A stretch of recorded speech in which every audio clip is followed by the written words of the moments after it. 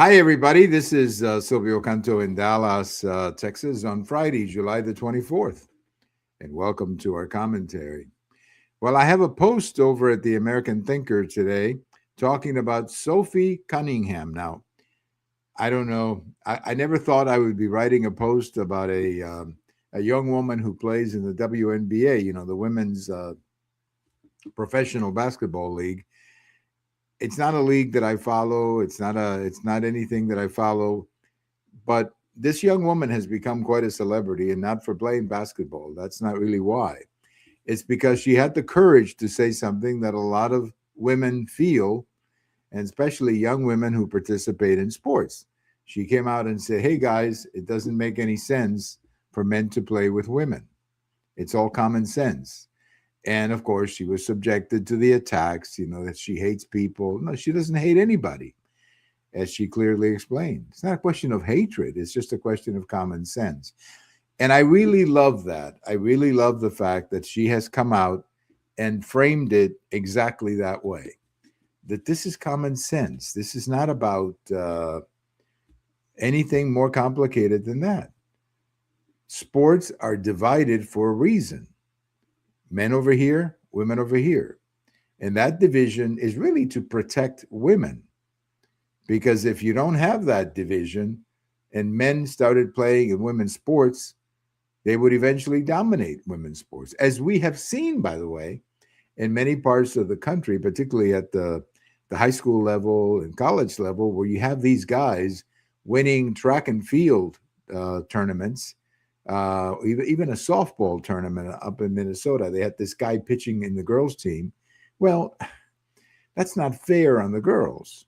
Or in swimming or volleyball. That's not fair on the girls. So I'm glad that she came out and said that. And of course, most people are going to agree with her. I think you'll see that most women in the country will react to this and say, "Hey, thank you, Sophie. Thank you for saying what we all feel." But of course, she's catching a lot of flack from the usual suspects who think that somehow we're talking about something other than biology. And I'm really glad that Sophie reacted to all of this the way she did, by saying, I don't hate anybody. This is not about hating trans women or, whatever. It's not about hatred. It's about common sense. So I'm so happy that she took that position and came out and defended herself. And I think she's going to end up winning a lot of respect from doing this. So again, I don't watch the WNBA. Not really something I've done over the years. I mean, I don't have a problem. I don't care about the league. I don't follow it. I wish them all I wish them all success, as I do any other sport that I don't follow. But I do have to give this young woman, Sophie, a lot of credit for standing up and taking that position. Not an easy one to take, particularly when you take into account how woke that league is. But I'm glad she stood up for young women, because that's who you're really protecting. This is the argument, that the way she framed her argument, I think is exactly right. You're protecting women, especially young women. She also said something about protecting young women in their bathrooms. Listen, again, that makes a lot of sense. We don't have a daughter, but I do have nieces. And I would not have been very happy if men pretending to be women were walking into their bathrooms, particularly in sporting events. So congratulations to Sophie Cunningham for having the common sense and the courage, really, to say what most Americans believe, that men and women should play in different sports or different girls over here, boys over here. That's the way it's always been, and that's the way it should continue to be. Thank you, Sophie, for standing up the way you did. Let me tell you, I have a couple of thoughts about Iran, because it appears that all the Democrats are now running to the TV shows. They all seem to be saying the same thing: that Trump doesn't have a plan, that Trump doesn't have a strategy in Iran. And one gets the feeling that these people left, or Trump, or they left Iran with so many options and so many plans. The reality is that when Trump walked into the presidency, what he learned is that Iran was making or building these underground plants that Iran was building or manufacturing these long rockets that travel 2,000 miles. Well, both of those things, the underground plant and those rockets, were a violation of all the agreements they had signed. So what Trump inherited from the Biden administration was Iran violating agreements and honestly going around the agreements to speed up their their goal, which is to get a weapon. So Trump was exactly right in reacting the way he reacted and saying, no, I got to do something. And now he's doing it. So, I think Democrats need to be a little bit more honest about the situation they left Trump, because they did not leave him with a strategy or a plan that they were working on. What they left him was a very chaotic situation in Iran, where Iran was violating all of the agreements without consequences. So I think we need to talk more about that and not let the Democrats get away with these trips to the different talk shows where they say, well, we don't have a plan, we don't have a strategy. Well, they didn't have one either. Because if they had a plan and a strategy, they would have been the ones who would have done something about that underground plant. And they would have been the ones who would have told Iran, if you keep building those rockets that travel 2,000 miles, we're going to blow up the plant. But they didn't. And now Trump had to do it. So I wish we had a little bit more, a more patriotic and more honest appraisal of the situation from the Democrats, instead of simply criticizing everything that Trump does, which appears to be the only thing we hear from that political party. That if Trump says yes, they have to say no, and that's all they ever say. Well, I have a post coming out tomorrow, Saturday, about what is happening in Texas between James Talarico and black voters. Now, you may remember Talarico defeated Jasmine Crockett for the nomination, the Democrat nomination. Jasmine Crockett is obviously extremely popular in the black communities here, particularly in Houston and Dallas, a little bit in San Antonio. And, a lot of blacks were sad that she didn't win. And Jasmine Crockett basically blamed it on racism, and she didn't go to the Democrat convention. She didn't give a speech supporting Talarico.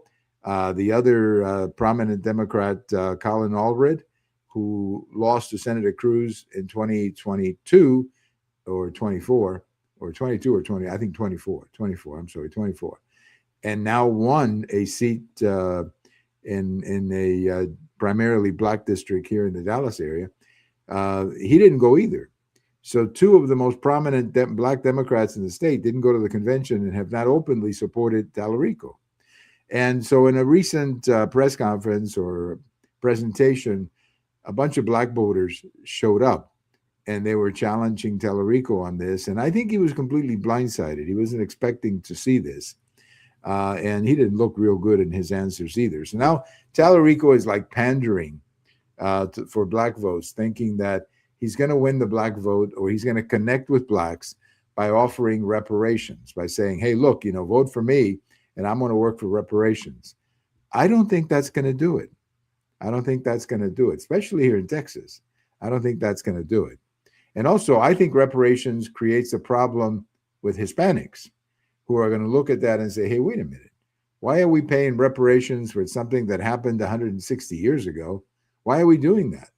So I think it was a candidate who didn't know what to do. And he opted for the easy one, which is to talk about reparations. And I don't think that's going to win him a lot of support. I think what's going to happen is a lot of blacks are going to look at that and say, hey, you're just pandering to us. You're just saying that because we're not voting for you. So he's got a problem. He's got a problem with the black voters. The bigger problem is not so much that the black voters are going to vote Republicans. The big problem is they're not going to vote. That's the real problem. And because Talarico needs a big support from the black community in Houston and in the Dallas area, so that he can, compete with the more white vote that Paxton is going to get out of the rural areas and out of the suburbs. So big problem for the Democrats, this little conflict here between Talarico and black voters. Well, let me take you back on this date to 1983. If you're a baseball fan, you're going to remember this. In 1983, Kansas City was playing the Yankees in New York. Now, the game itself, the series didn't mean anything because neither club, frankly, was going to win anything that year. But they had been there was a very big rivalry between Kansas City and New York, the Royals and the Yankees, for several years, as they had met each other in the postseason like 4 out of 5 times. So there was a lot of rivalry between these two clubs. They didn't like each other. So the Royals were in New York, and George Brett hit a home run. And they called back the home run because, according to the Yankees, the pine tar on the bat was above what the league requirements were. And they called back the home run. Basically, the game ended. The Royals went berserk. Eventually, the president of the league stepped in and said, no, no, no, that's not right. So they had to play the game, and the Yankees went on to, or the Royals went on to win the game. But the incident itself came to pass as the pine tar incident. And if you're a baseball fan and you remember 1983 or the summer of 83, that was actually the biggest story of the summer of 83 in that baseball season. And it was huge.